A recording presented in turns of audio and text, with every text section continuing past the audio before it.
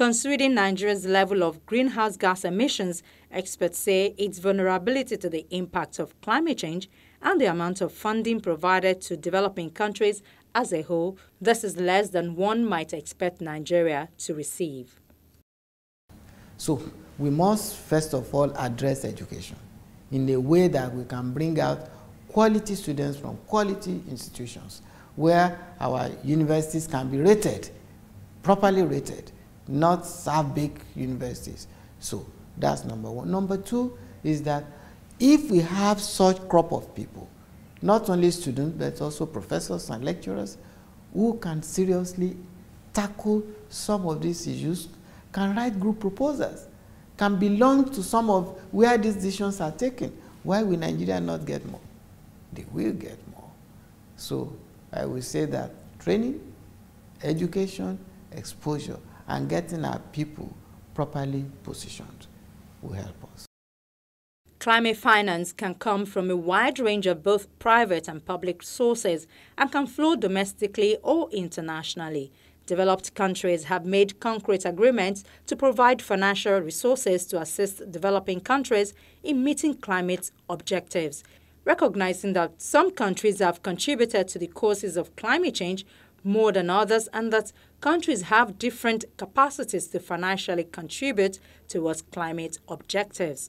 Developed countries commit to a goal of mobilizing $100 billion jointly a year by 2020 to address the needs of developing countries. France will play a leading international role in hosting this year's Climate Seminar Conference, and COP21 will be one of the largest international conferences ever held in the country. There will be what the French government calls the Alliance of Paris as the package of outcomes that will come out of the Paris conference, and it will contain these four major elements: the INDCs, National Development Climate Plans, the agreement itself, the financing package overall, and the action agenda. These are the four elements where we expect outcomes. But what is key is that together these four result in an agreement that achieves something. The French finance minister stressed the importance of reaching agreements in Paris in November. He said that while $62 billion had been mobilized in 2014 to help poor countries combat climate change, effort must be put on reaching the 2020 target of $100 billion. We absolutely need to arrive at an agreement in the COP21 in Paris to finally allow, after many years, in search of this agreement, for them to make decisions for countries to be able to enact concrete policies to fight global climate change and to fight against the effect of global warming. But for these, the country needs to have the certainty of the necessary financing. It is necessary for the countries in the north, which have the ability to commit in sufficient ways to allow for these actions. This is a great challenge for the days to come to make progress. Thanks to the works of the OECD, we know that now there are $62 billion. This means that every year the funds would allow developing countries to fight climate change. We need to reach $100 billion, and I hope that in the coming days there will be new proposals, new commitments. Yes, it is possible to succeed in Paris, and today we are going to work towards this. Dedicated climate funds typically allocate funding to projects through a transparent and competitive process open to organizations from many different countries. Recipient countries submit project proposals to the fund which demonstrate how the project contributes to achieving the fund's strategic objectives. The fund then reviews each proposal, and those that score the highest in a given funding round are approved for finance.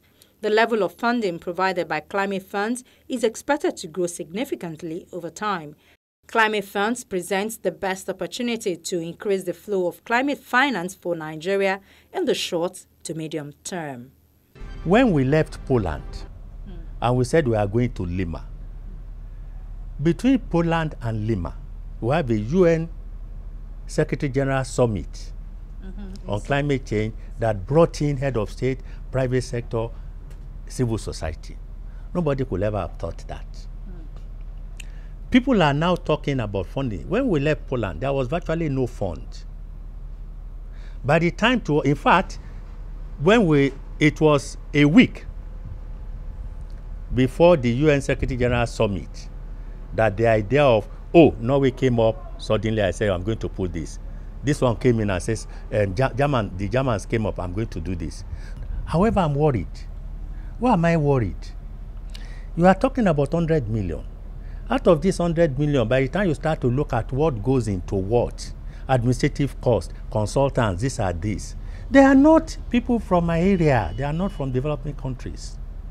And that is what I honestly believe that we should tap on. The international political response to climate change began at the Rio Earth Summit in 1992, where the Rio Convention included the adoption of the United Nations Framework on Climate Change. This convention set out a framework for action aimed at stabilizing atmospheric concentrations of greenhouse gases to avoid dangerous anthropogenic interference with the climate system.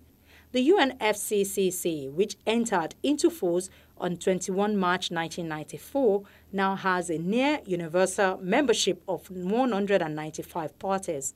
The main objective of the annual Conference of Parties is to review the Convention's implementation. The first Conference of Parties took place in Berlin in 1995, and significant meetings since then have included COP3, where the Kyoto Protocol was adopted, COP11, where the Montreal Action Plan was produced, COP15 in Copenhagen, where an agreement to succeed Kyoto Protocol was unfortunately not realized, and COP17 in Durban, where the Green Climate Fund was created.